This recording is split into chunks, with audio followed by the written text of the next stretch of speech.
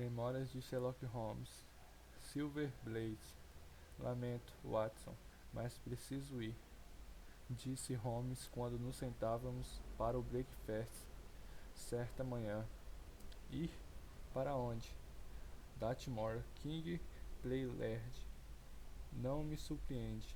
Na verdade, o que mais espantava era o fato de ele ainda não ter se envolvido naquele extraordinário caso, tema das conversas de um extremo ao outro da Inglaterra. Meu amigo havia passado o dia inteiro perambulando pela sala, cabisbaixo, senho franzido, abastecendo e reabastecendo o cachimbo com fumo negro e forte, surdo às minhas perguntas ou observações. Novas edições de todos os jornais nos eram enviadas pelo jornaleiro e atiradas a um canto depois de uma olhada superficial. Apesar do seu silêncio, eu sabia perfeitamente sobre o que ele estava meditando. Perante o público havia apenas um problema capaz de desafiar sua capacidade analítica: o estranho desaparecimento do favorito da Copa Wessex e o trágico assassinato do seu treinador. Quando Holmes anunciou de repente a intenção de ir ao local da tragédia, fez, portanto, apenas o que previa e esperava que fizesse. Teria muito prazer em acompanhá-lo, caso não atrapalhe, falei. Meu caro Watson, você me faria um imenso favor se viesse comigo, e creio que não desperdiçará seu tempo, porque há aspectos deste caso que o torna absolutamente singular. Acho que chegaremos no momento exato de pegar o trem em Bedington. Explicarei melhor o assunto durante o trajeto, e eu ficaria grato se você levasse o seu excelente binóculo. E foi assim que, cerca de uma hora mais tarde, eu estava num canto de um vagão de primeira classe a caminho de Exeter, enquanto do outro lado do pântano, também a 3 km, fica uma área de treinamento maior, Mobleton, que pertence ao Lord Blackwater e, e dirigido por Silas Brown. Em todas as outras direções, a região é completamente deserta, habitada apenas por um punhado de ciganos. Esta era a situação geral na noite de segunda-feira, quando ocorreu a catástrofe. Ao anoitecer, os cavalos foram exercitados e levados, como sempre, às 21 horas. As cavalarias foram trancadas. 2 dos rapazes foram até a casa do treinador, onde cearam na cozinha, enquanto o terceiro, Ned Router, permaneceu de guarda. Alguns minutos depois das 9, a empregada Edith Brewster levou para a cavalariça a ceia dele, que consistia num prato de carneiro à couve. Não levou bebida, porque havia um poço na cavalaria, e pelo regulamento, o rapaz que fica de vigia só pode beber água. A empregada levava uma lanterna, porque estava muito escuro e o caminho atravessava a área descampada do pântano. Edith Buster estava a 30 metros da cavalariça, quando o homem surgiu da escuridão e mandou que ela parasse. Quando ele penetrou no círculo de luz amarela da lanterna, ela notou que se tratava de uma pessoa com a aparência de um cavaleiro, vestido um terno cinza de Toward e boné de pano. Usava polainas e carregava uma pesada bengala de castão redondo, mas ela ficou muito impressionada com a extrema palidez do rosto e com seu nervosismo. Quanto à idade, achou que passava dos 30. Pode me dizer onde estou? Ele perguntou. Estava quase decidido a dormir no pântano, quando avistei a luz da sua lanterna. Está perto do Ara de King Palad, respondeu a criada. Verdade? Que sorte! Soube que um dos rapazes da cavalariça dorme sozinho ali todas as noites. Deve estar levando jantar para ele. Tenho certeza que não é orgulhosa ao ponto de recusar um vestido novo, não é mesmo? E tirando do bolso do colete um papel branco dobrado. Entregue isto ao rapaz e terá o mais lindo vestido que o dinheiro pode comprar. Assustada com a veemência dele, a moça correu até a janela pela qual costumava entregar refeições. Ela encontrou já aberta, e o Hunter estava sentado a uma mesinha no interior.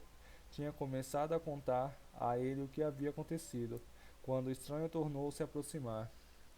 Boa noite, disse, espiando pela janela. Gostaria de falar com você. A moça que, enquanto ele falava, notou a ponta de um papel que saía da mão fechada do homem. O que você quer? Perguntou o rapaz. Um negócio que talvez encha de dinheiro seu bolso, respondeu o homem. Você tem 2 cavalos escritos na copa Wessex, Sylvester Blaze e Pyard. Dê um palpite e não sairá perdendo. É verdade que no peso Bayard poderia dar ao outro uma vantagem de 8/8 de milhas em 100 jardas, e o que o Aras apostou tudo nele. Então é um daqueles malditos vendedores de palpites, perguntou o rapaz. Vou mostrar o que fazemos com ele em King Pilot. Levantando-se de um salto, atravessou correndo a cavalariça para soltar o cachorro. A moça fugiu para casa, mas enquanto corria, olhou para trás e viu o estranho despulsado na janela. Um minuto depois, quando Holter saiu com o cão, ele havia desaparecido.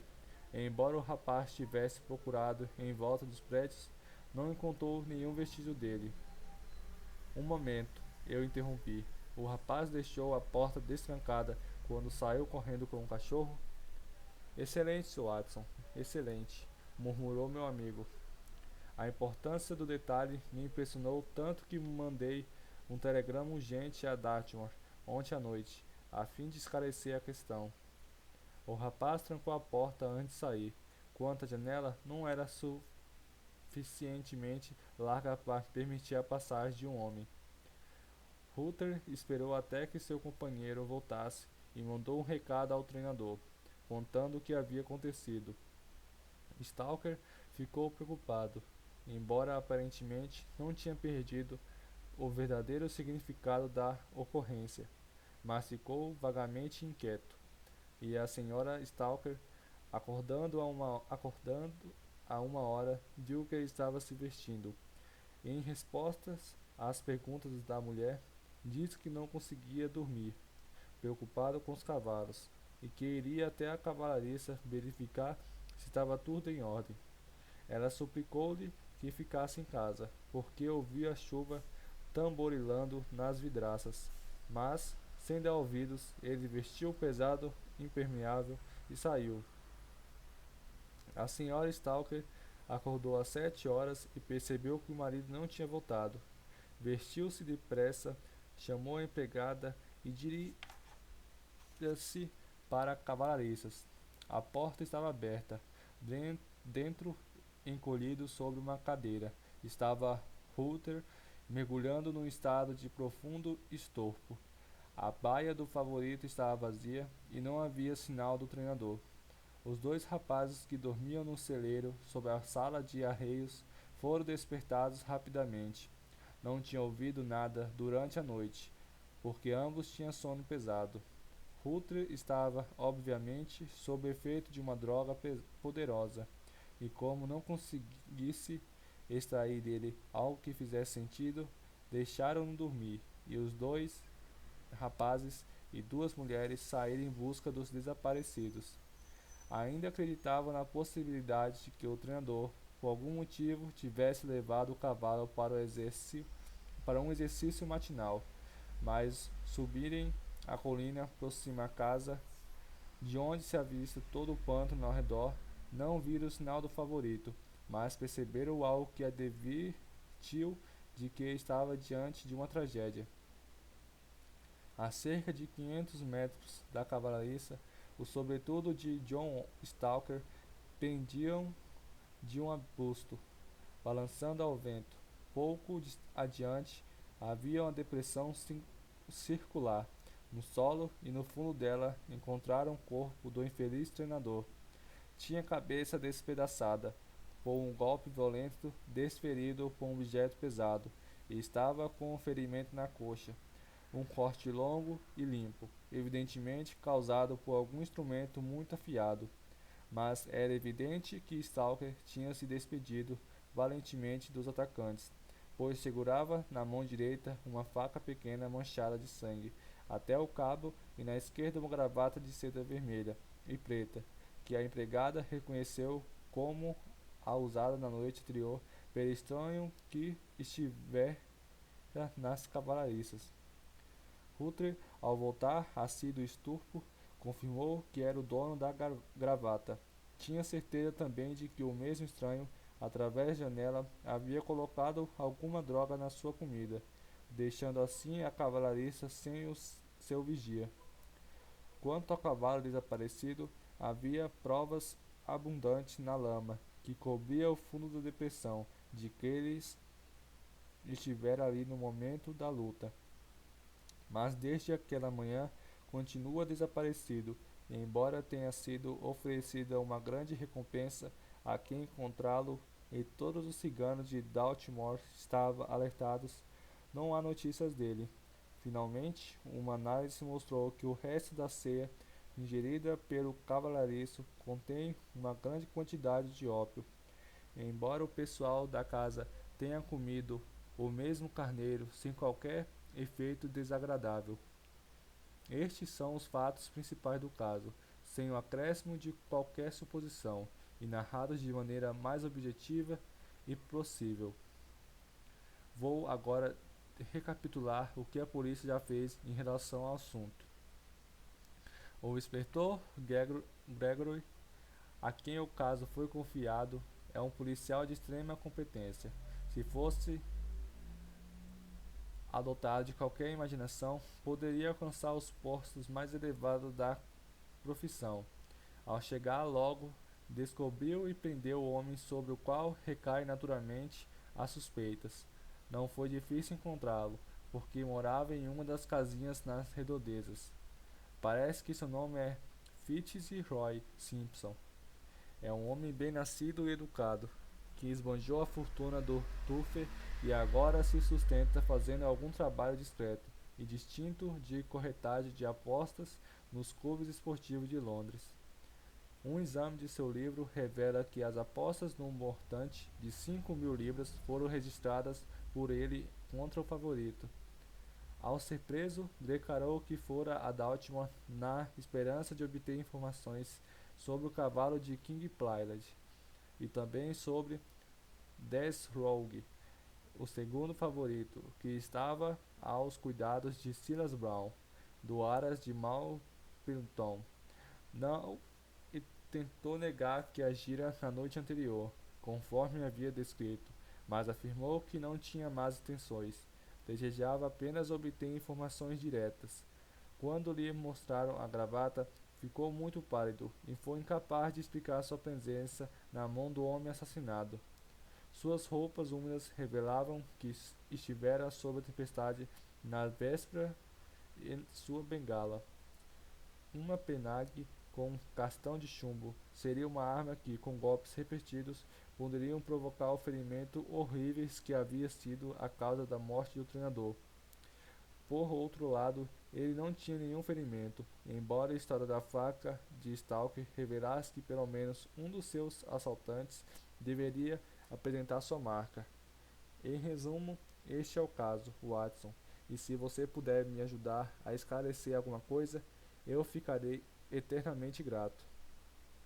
Ouvi com o maior interesse a narrativa que Holmes, com sua precisão característica, me fez, embora a maioria dos fatos já fossem do meu conhecimento, e não avaliara suficientemente sua relativa importância ou conexão entre eles.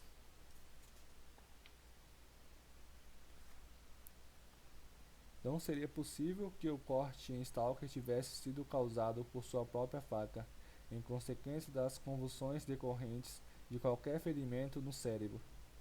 É mais do que possível, é provável, disse Holmes. Nesse caso, desaparece um dos principais pontos a favor do acusado.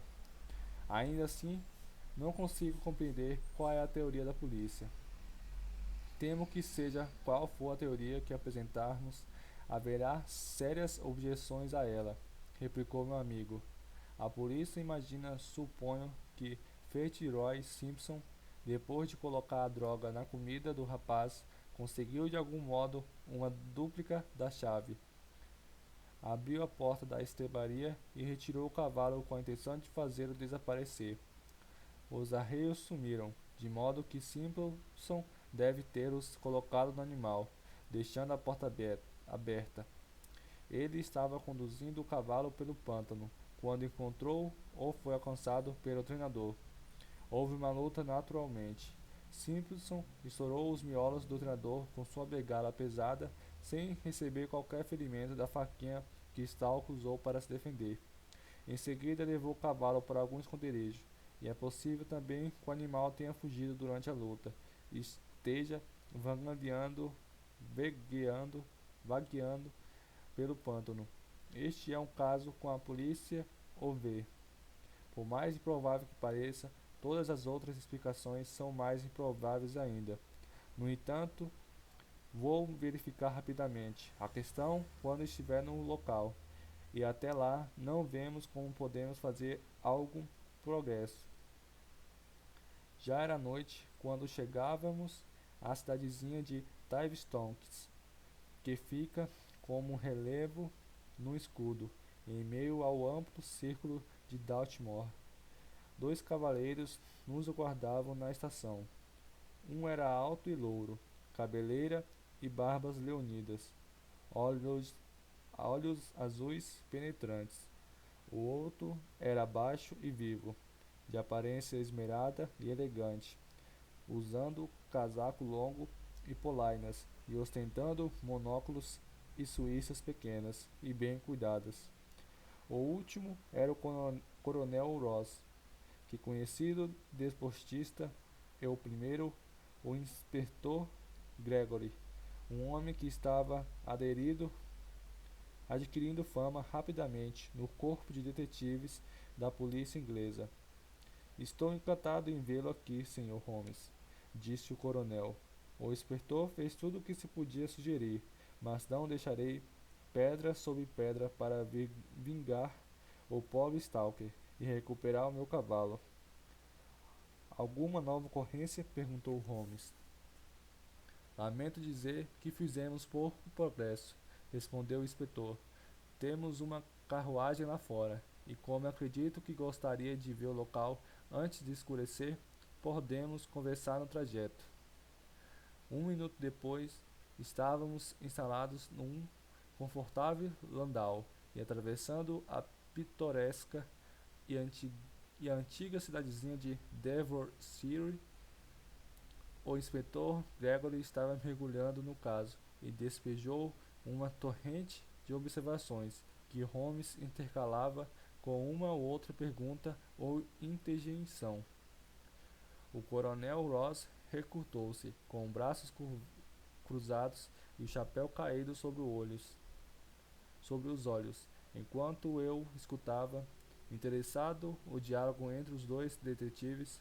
Gregory formulava sua teoria, que era quase exatamente a que Holmes antecipava no trem. A rede estava fechando em torno de Fitzroy. Na minha opinião, ele é o nosso homem. Ao mesmo tempo, reconheço as provas são puramente circunstanciais e que uma nova ocorrência poderia mudar tudo. E a faca de Stalker? Chegamos à conclusão de que ele se próprio se feria ao cair. Meu amigo, o Dr. Watson, sugeriu essa hipótese quando o vimos para cá. Nesse caso, o detalhe prejudicaria Simpson. Sem dúvida, ele não tem faca nem qualquer sinal de ferimento. A evidência contra ele é muito forte. Ele tinha muito interesse no desaparecimento favorito. e é o suspeito de ter drogado o cavalariço. Esteve sem dúvida exposto à tempestade. Andava armado com uma bengala pesada, e sua gravata foi encontrada na mão do morto. Creio que temos o suficiente para colocá-lo diante do júri. Holmes meneou a cabeça. Um advogado esperto destruiria tudo isso, porque ele tiraria o cavalo da cavalariça. Se quisesse aleijá-lo, por que não o faria ali mesmo? Foi encontrado com ele uma dúplica da chave. Qual foi o farmacêutico que lhe vendeu o ópio em pó? Acima de tudo, acima de tudo, onde poderia ele, um estranho da região, esconder um cavalo, e um cavalo como aquele? Qual a explicação dele para o papel que pediu à empregada para entregar a rapaz da cavalariça? Diz ele que foi uma nota de 10 libras. A nota foi encontrada no bolso dele. Mas o outro obstáculo não são tão formidáveis como parece. Ele conhece a região. Por 2 vezes hospedou-se em Tavistock no verão. O ópio provavelmente foi trazido de Londres. A chave, depois de servir a sua finalidade, foi jogada fora. O cavalo pode estar no fundo de um dos poços, ou nas velhas minas da região. O que ele diz a respeito da gravata? Reconhece que é dele e afirma que perdeu, mas surgiu um novo elemento no caso que pode explicar por que ele levou o cavalo para fora da estrebaria. Holmes aguçou os ouvidos. Encontramos vestígios que mostram que um grupo de ciganos acampou na noite de segunda-feira a cerca de 1 quilômetro do local do assassinato. Na terça-feira havia desaparecido. Suponho que houvesse algum trato entre Simpson e esses ciganos. Ele não poderia estar levando o cavalo até o acampamento quando foi surpreendido. E os ciganos não estariam agora com o animal? É bem possível. O pântano está sendo vasculhado em busca dos ciganos. Também examinei todas as estrebarias e cavalariças de Tavistock, num raio de 15 quilômetros. Há um outro aras de treinamento bem próximo, não é? Sim, é dado que não devemos desprezar, como Desborough. O cavalo deles estavam em segundo nas apostas. Eles tinham interesses no desaparecimento do favorito. Sabe-se que Silas Brown, o treinador, tem feito apostas elevadas, e não era amigo do pobre Stalker. Mas examinamos a cavalariça e não há nada que ligue ao caso. Há nada que ligue Simpson ao interesse do Aras Mapleton, absolutamente nada. Holmes recostou-se na carruagem e a conversa cessou. Minutos depois, nosso cachoeiro parou diante de uma bonita casa de tijolos vermelhos com telhado de beirais salientes que ficavam na margem da estrada. Um pouco adiante, do outro lado do Burdock, havia um anexo do telhado cinzento. Em volta, os contornos sem relevo do até o horizonte, interrompido apenas pela torre de Tavistock e por um conjunto de casas a oeste, indicavam a cavalariça Malverton, saltando todos com exceção de Holmes, que continuou recostando, olhos fixos no céu, inteiramente absorto no seu pensamento. Só quando toquei em seus braços foi que ele despertou um sobressalto e desceu da carruagem.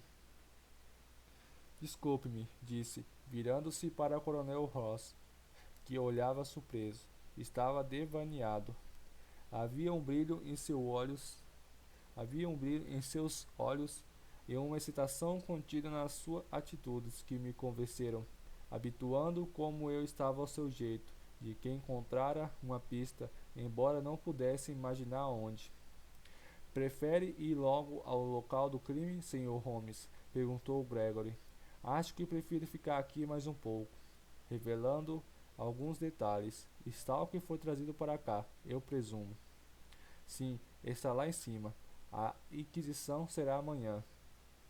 Ele trabalhou para o senhor vários anos, Coronel Ross, e sempre considerei um excelente empregado. Suponho que tenha feito um inventário do que encontrou nos bolsos deles, No momento da morte, inspetor. Os objetos estão na sala, caso queira examiná-los. Gostaria muito.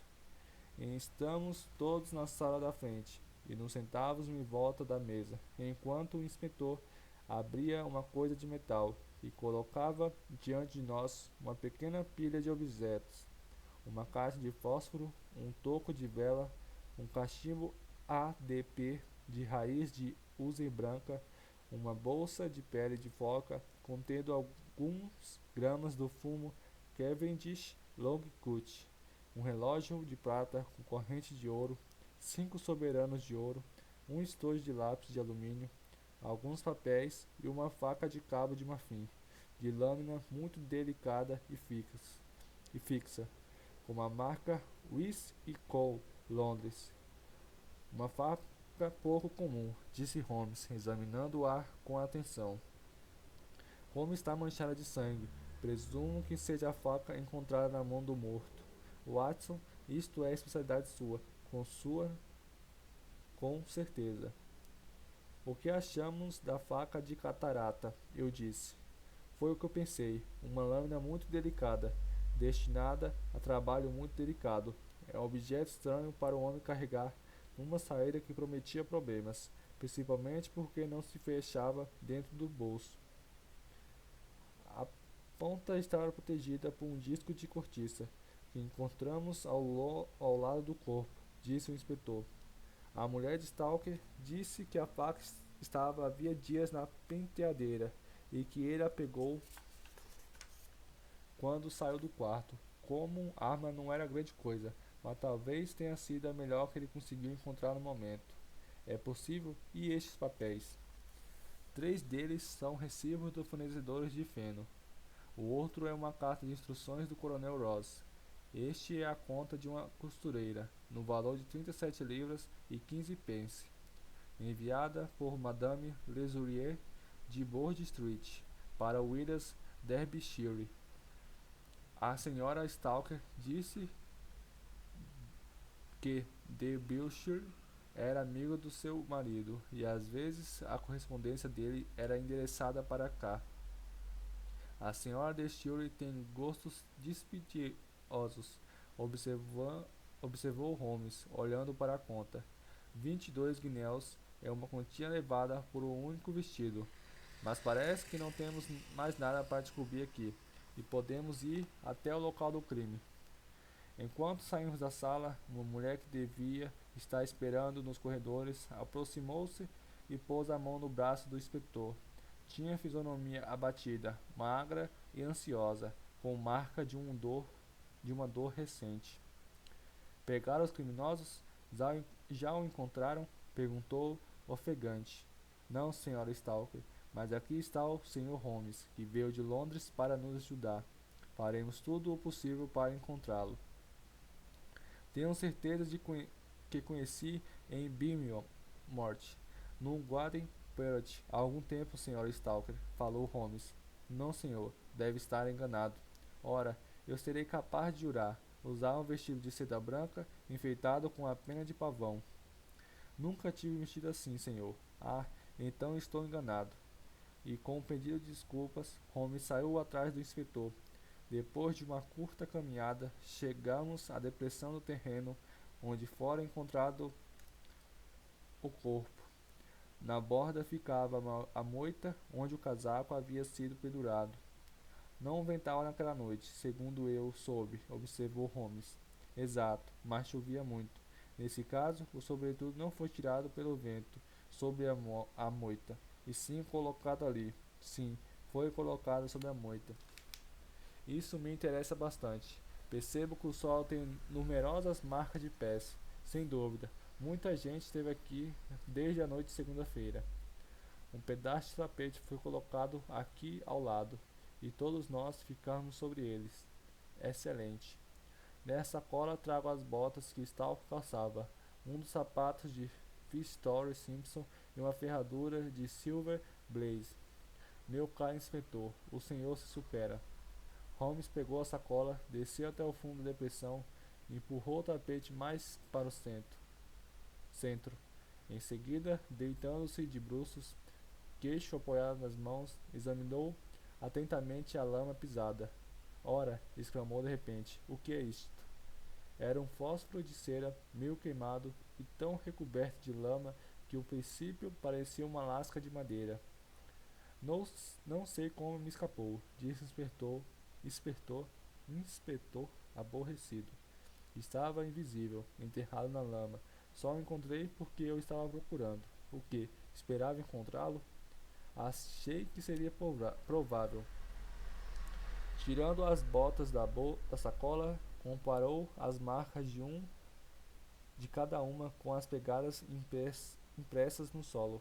Em seguida, subiu até a borda da depressão e pôs-se a rastejar entre as uzes e as moitas. Temo que não haja outras pegadas, disse o inspetor. Examinei o solo cuidadosamente, por cerca de 200 metros em todas as direções. Verdade? Disse Holmes, levantando-se. Eu não cometeria a impertinência de fazer isso novamente depois do que disse. Mas gostaria de percorrer o pântano antes que escureça, para reconhecer amanhã o terreno, e acho que vou pôr a fechadura no bolso para dar sorte. O coronel Ross, que mostrava alguns sinais de impaciência diante do método de trabalho silencioso e sistemático do meu amigo, olhou para o relógio. Queira que voltasse comigo, inspetor, falou. Há vários pontos sobre os quais gostaria de ouvir o seu conselho. Preciso saber, principalmente, se em consideração ao público devo retirar o nome do nosso cavalo da relação dos participantes da Copa. Com certeza não, exclamou Holmes decidido, e deixaria o nome na lista. E o coronel inclinou-se. É um prazer ouvir sua opinião, senhor. Poderá encontrar-nos na casa do pobre Stalker quando terminar o seu passeio, e então iremos juntos para Tavistock.